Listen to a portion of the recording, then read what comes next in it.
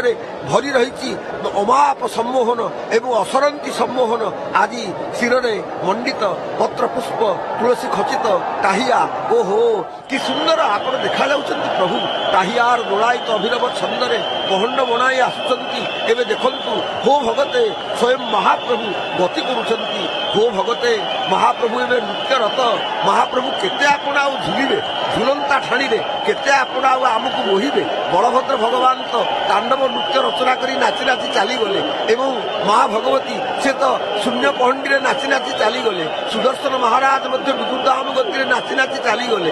ଆପଣ ଆଉ କେତେ ଝୁଲିବେ ମହାପ୍ରଭୁ? କାହିଁକି ঝুলন্তি রঙ্গে রাই সঙ্গে শ্যাম সুন্দর ঝুলন্তি রঙ্গে। ଆପଣ ଝୁଲଣରେ ବହୁତ ଝୁଲିଲେ ଏବଂ ପୁଣି ଝୁଲିଲେ ଯେତେବେଳେ ବୃନ୍ଦଗାନ ହେଲା ଆପଣ ସେତେବେଳେ ମଧ୍ୟ ଝୁଲିବାକୁ ଆରମ୍ଭ କଲେ ଏବଂ ঝুলিবে তো আজ কুঞ্জে বরজ রাজ ভুলি ন জীবকে চাহিব।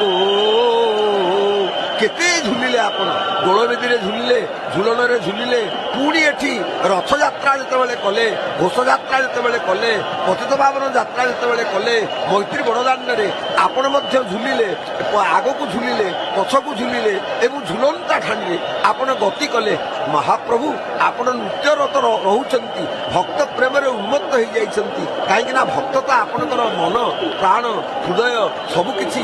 ଆପଣ ବାର ବାର କହିଛନ୍ତି ଭକ୍ତି ଯୋଗରେ ଭଗବତ ଗୀତାରେ, ହେ ଅର୍ଜୁନ